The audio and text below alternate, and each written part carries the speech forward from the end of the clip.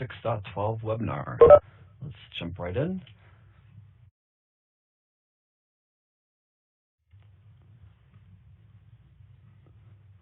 So my name is Marshall Stanley. I am a training methodology manager here at NICE, and I will be your presenter today. So a couple ground rules about the webinar. First, just make sure that you stay muted for the presentation.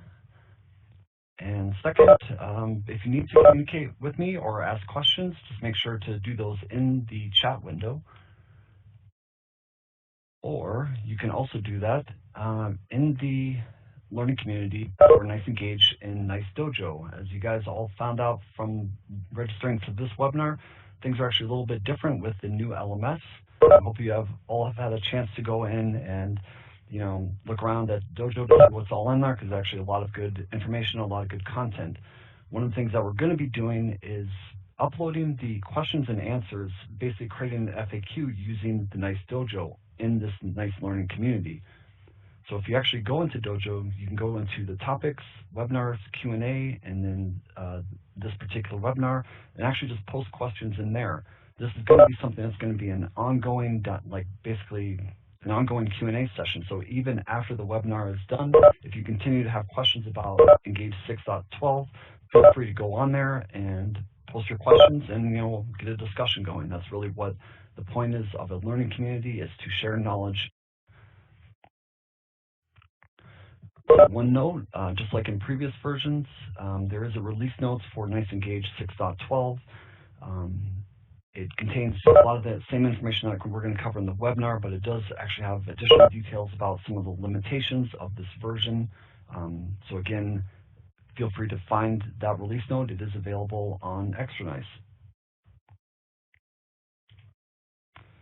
So we're going to cover a broad spectrum of topics in this webinar, everything from Compliance Center to RTA, Connect API, recording and archiving, telephony connectivity, infrastructure, deployment tools, and Sentinel. So we'll jump right in and start with Compliance Center. Three areas that we're going to look at. One is the installation process, next is Policy Manager, and then we have Compliance Assurance Dashboard. So starting with the installation process, if you guys remember, in the previous versions of Compliance Center, there were some prerequisites, one of them being this need to export the certificate and doing all the configuration around that, especially related to the BSF. This is something that's actually been removed in 6.12. There is no longer the reliance on the BSF to do the extraction. Another change is we are now going to be using the Microsoft Messaging Queue, also known as MQ, to actually communicate between the application server and the extractor server. So this is a server feature that actually needs to be installed on both of these servers, and it is something that is going to be requested by the SRT. One of the prerequisites in the previous versions that is still here in 6.12 is this shared folder. So this is something that does need to be created prior to doing your Compliance Center installation. As I mentioned, the MSMQ is something new. Again, it is a server feature. You can see it here with our messaging queuing services. And then you also can see it, once it's installed, it's running as a service called message queuing. Now the installation, similar to the previous version, basically you have a little check mark for Policy Manager. You would also have one for Compliance Assurance, but it's not shown in this screenshot. What happens with that, though, is once Policy Manager is installed, the NPP extractor server becomes a required server to get deployed. This is not an optional server. With this server, basically there's one attribute that needs to be defined, which is whether it's going to be using the queue. This, by default, is true, and that's the way it should remain, because, again, this is referring to the MSMQ. You'll also notice that there's this NPP extractor as the main component on the extractor server.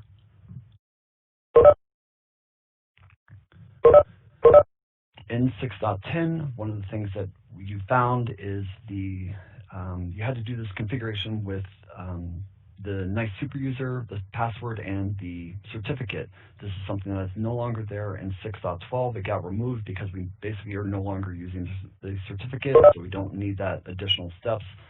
So the install is actually a lot more streamlined.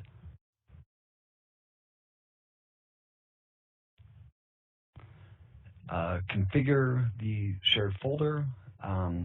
This is actually similar to the previous versions that you had this file for the application.properties. It has a very similar setup as in the previous versions.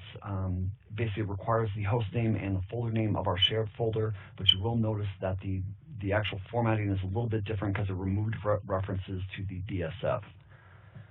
And it is worth noting that if you do upgrade from Engage 6.10 to 6.12, you will need to go and edit this file again. The original settings are not imported over into the new version. When configuring the databases, you will notice that there are 2 new databases now added. So we have our original 3 of the PM, search, and execute, but we now also have a deletion and extraction. These ones are created specifically for those relevant tasks, and you'll find information about what those tasks are doing in those databases. Now, it's not something specific for Compliance Center settings, but something that you will need to do when you're doing changes in System Admin is you just need to make sure that you are deleting the history in the Internet Explorer browser and also verifying that Preserve Favorites website data is not selected. If you're not familiar with these procedures, if you actually go and search in the deployment guide, you will find actually more details about how to go and do these settings.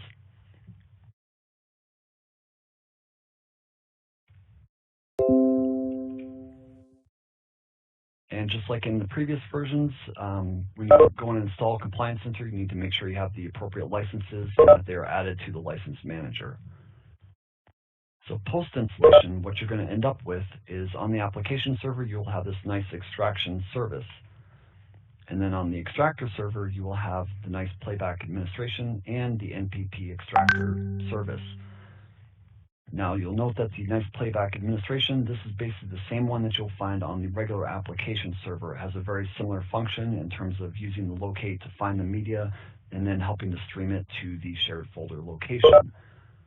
One thing to keep in mind is that the services, the accounts that are running these services actually need to be the same because, again, they're using the MSMQ to communicate, and they need to just be using the same account to facilitate that communication.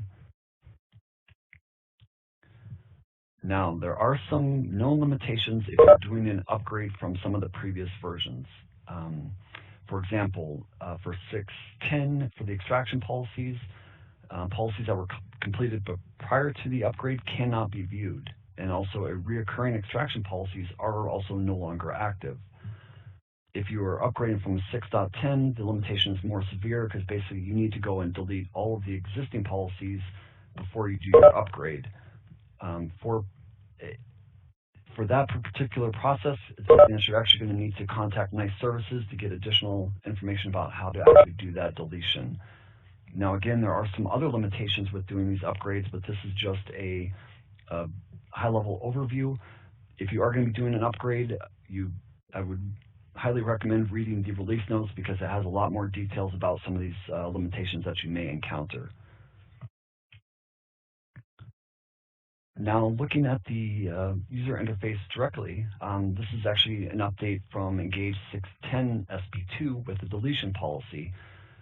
In the original Compliance Center 6.10, there was this summary page for retention and extraction, but it wasn't there for deletion. So this is one of the catch-up features that they added in SP2 and in 6.12, where you can now have a summary of the deletion policy and what was updated.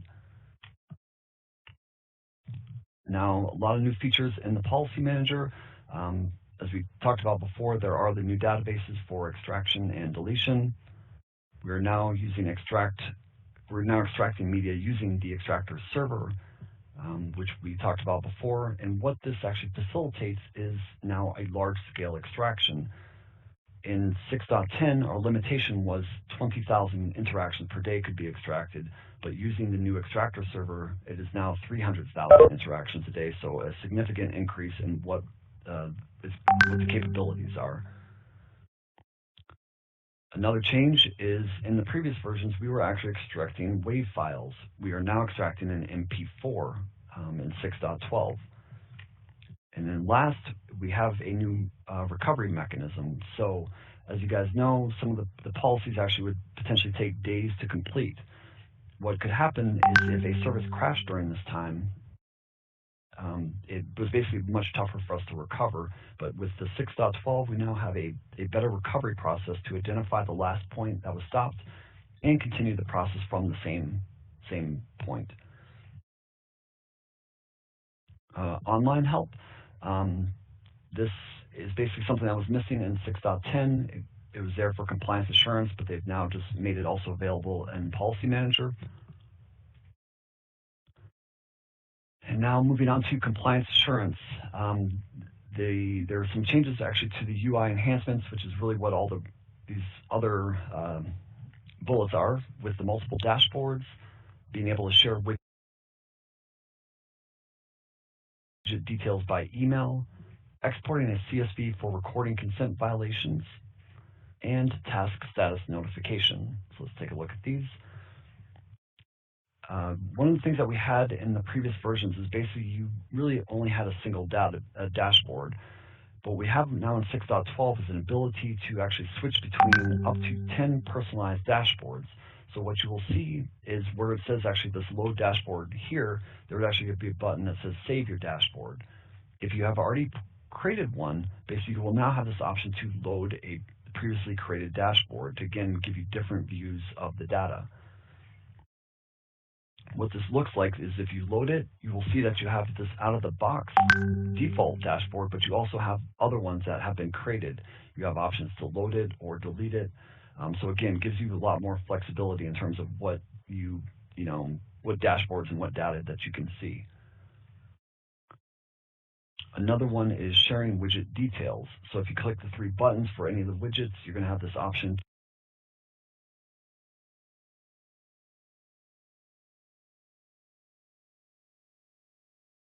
created dashboard to again give you different views of the data.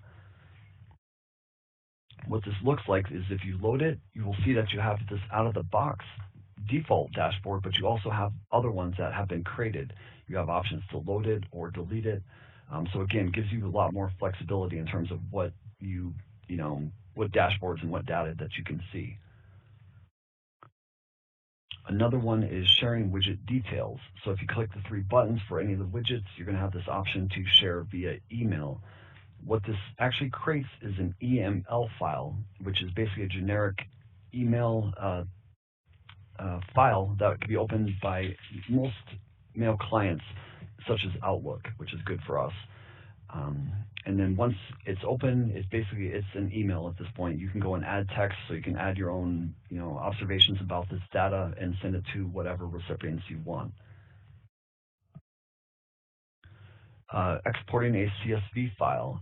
This is something, again, that is not new for 6.12, but what they did is it wasn't available for recording consent violations in 6.10, but is now available in 6.12, so now they all have this ability to export a CSV file.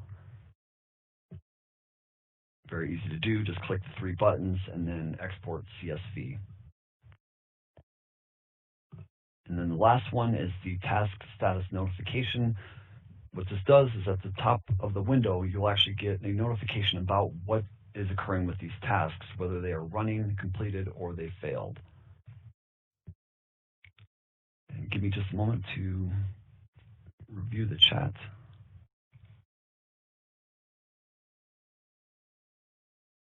Okay, and then just to clarify, NPP server, the extractor server, is actually not mandatory, but it's mandatory if you want extraction to work.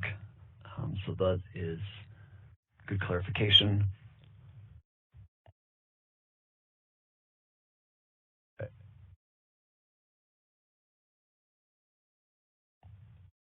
And then there's also a question about the DBs, the new D2 real-time authentication. What we have in 6.12 is a new solution called Proactive Fraudster Exposure, also known as PFE. So what we have in the current RTA solution is basically we have all of our known fraudsters and we have their voice prints that we've already identified in the system. So when there's an incoming call, basically we do this fraudster check, and if it's something that we identify as a match, we then have our real-time agent alerts and guidance, and also our alerts to RCM. One of the problems with this is the number of known fraudsters is limited, and there are always new and unknown fraudsters. So this is where PFE comes in. And basically what it has is we have our pool of basically calls that we have previously identified as mismatched.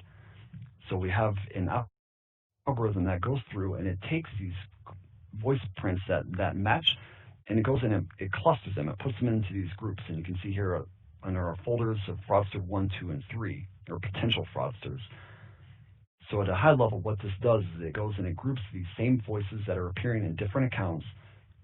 It creates alerts, and then it's things that we can add to a watch list. So what this looks like is it's basically an HTML application that runs on top of Engage, and it gets groups of calls with the same voice, and again, it puts them into these different clusters. So you can see here that we have all our different clusters, numbers of calls, the fraud type, which we'll talk about here in a minute, and then the ranking. Because really what it does is in order to be considered a potential fraud, it has to be a high or medium rank based off of the algorithm that it uses. And one thing to note, that the cluster does need a minimum of 3 interactions to be considered. Now what happens is once these clusters are identified, it really is up to like a security officer on site to actually go through and review these clusters to determine if there is an actual potential fraudster that needs to be dealt with. So with this system, there's basically 3 kind of options that a security officer can use. One is just to play the calls. So you can see here they're playing it back with the standard nice player.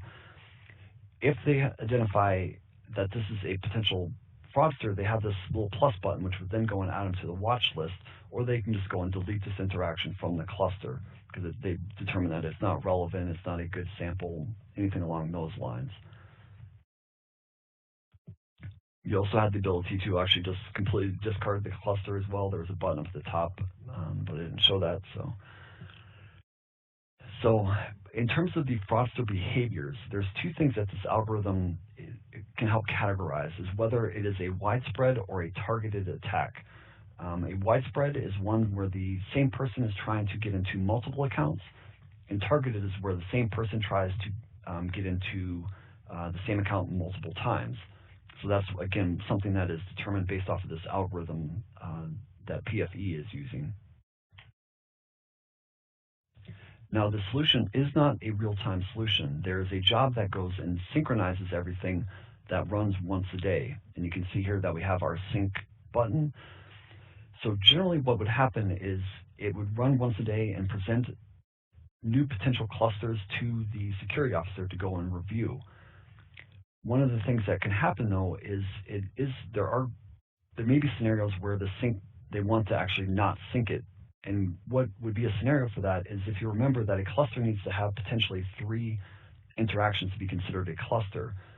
If they're going and reviewing things and they actually go and remove an interaction, there's only going to be 2 in that cluster, in which case it's going to be removed from the PFE and they're not going to be able to review it anymore. So there are going to be instances where a security officer is going to want to pause the sync just so they can review all the current interactions and then go back and review and then sync it later on at another time. One thing to keep in mind is when switching the sync button off, the job does still run daily and the data is saved in the database but will not be presented in the interface.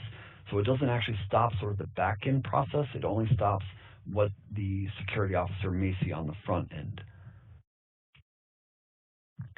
Now, prerequisites. Basically, it needs to have the RTA and RTFP system with Engage 6.12 SP2. Also needs to have a license for PFE and the PFE server, which again is a dedicated server just for this solution. One thing to note, currently the proactive fraudster exposure supports stereo calls only. Now to do the installation, pretty straightforward. There's a new add-on feature for proactive fraudster exposure. Then you'll get your new server, and on that they're going to have the Proactive Fraudster Exposure Engine as one of the components. And then for NDM, you'll obviously need all the new packages for PFE, as well as a new RO file. Okay, moving on to Connect API. With this one, the new feature in 6.12 is our ability to support multiple Engage systems or Data Hub configurations. What we do is we actually have a new API that Connect API clients detect which Data Hub the agent is working and then routes the request to the correct Data Hub. To enable these new APIs, you will need to map the site names with the Connect API servers using the multi-site configuration tool. Recording and archiving. Now for this one, in the previous versions, if you guys remember, when you click the apply changes, you really could never really know what was going to be updated because we didn't have any reference to it. What they added in 6.12, which is a pretty cool feature, is you now have this ability to review all the changes that are going to occur if you actually apply the changes. So you can see here that what was potentially added as a resource or deleted. So again, from a customer standpoint, this is a great feature because if I see something in here that is a change that I'm not familiar with, I can obviously cancel it and potentially go into Audit Trail to do additional troubleshooting to find out what or who might have changed some other things that I'm not aware of.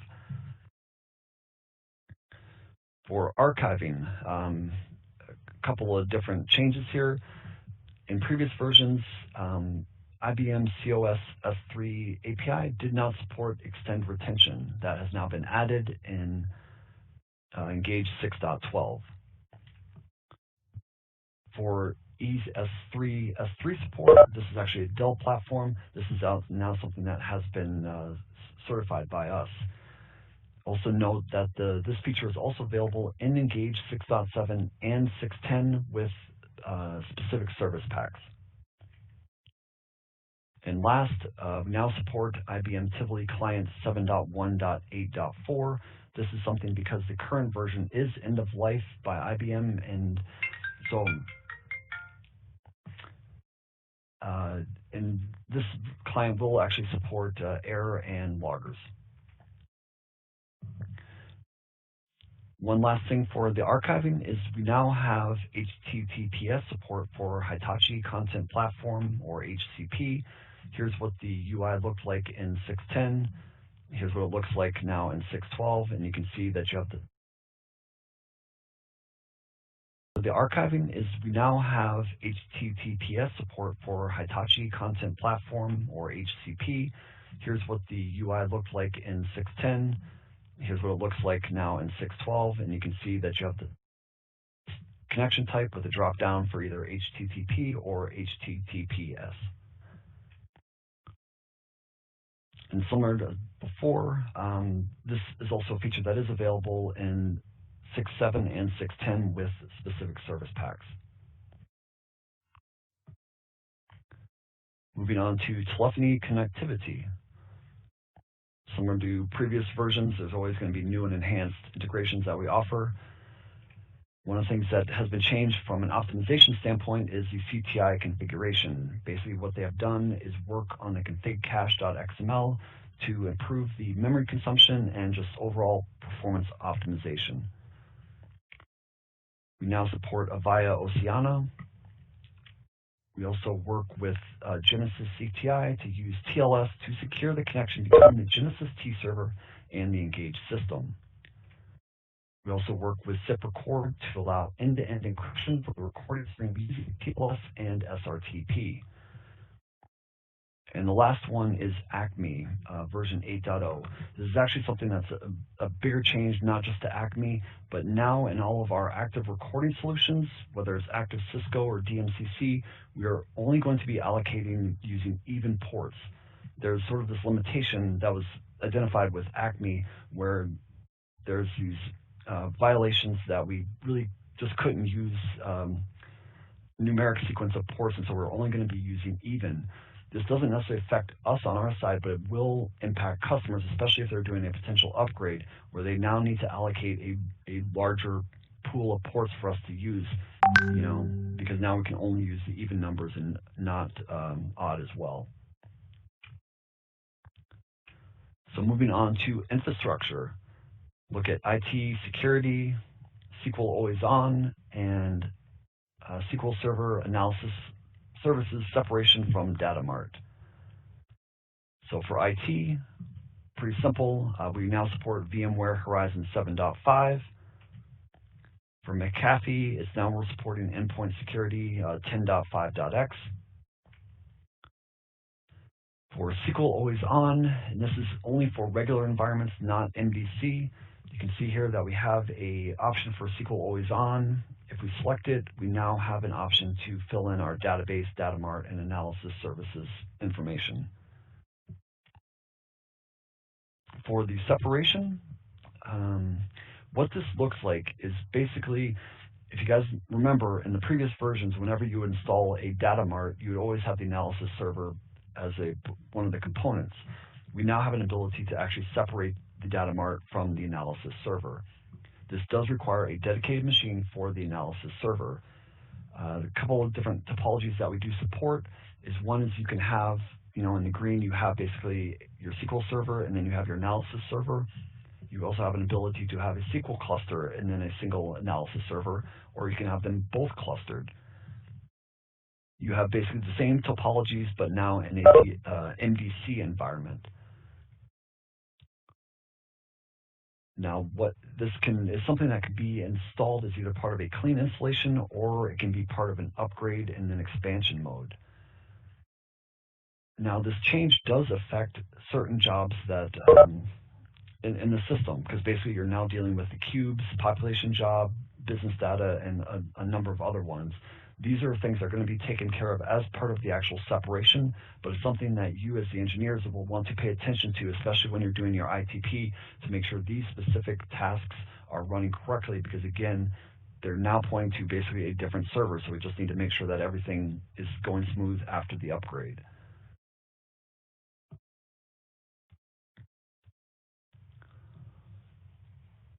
So looking now at deployment tools, we'll look at the deployment tools for 6.12. Again, as we were talking about before, your Data Mart and analysis service on different servers. Here's what the standard install looks like, is we have our Data Mart with our analysis services. If we want to separate them, pretty actually easy. We have just go and add a server and then add the DM analysis server. What this then looks like is you have this new server and it has only the analysis services on it as a component. If we go back and look at our Data Mart, it's no longer there. So again, this is how you do that separation. There's also another type of server that we now support, which is a clustered unified error recorder. You can see here, basically we have a unified deployment, we have error, and then we have it as a clustered component. Then to go and configure this, just like the other clusters, basically go click New, and then under your clustered server, you're going to see this Error Unified Recorder. And the last thing we'll look at is Sentinel, and just the updates to that. It's very simple, same as previous versions. Basically, we have a new version of Sentinel that runs with NeuralStar version 9.8. We now have a Nexidia integration where we get alerts based off of the services and applications triggered by Nexidia. We also have support for Windows Server 2016 as well as TLS 1.2. And we also now support the alarms for proactive fraudster exposure, PFE, the RTA solution that I spoke about earlier. And those are the new features of Engage Release 6.12. At this point, I'll leave it open as a Q&A. So again, if you guys have questions, just be sure to type them into the chat, and I'll address them as they come in. As with other webinars, this session has been recorded. It will be made available along with the presentation on NICE Dojo.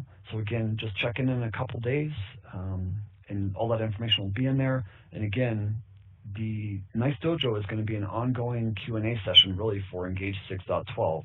So if questions do come in, feel free to add them in there and we will respond accordingly. And again, feel free to respond to your coworkers if it's stuff that you can help with, because again, that is the point of a learning community.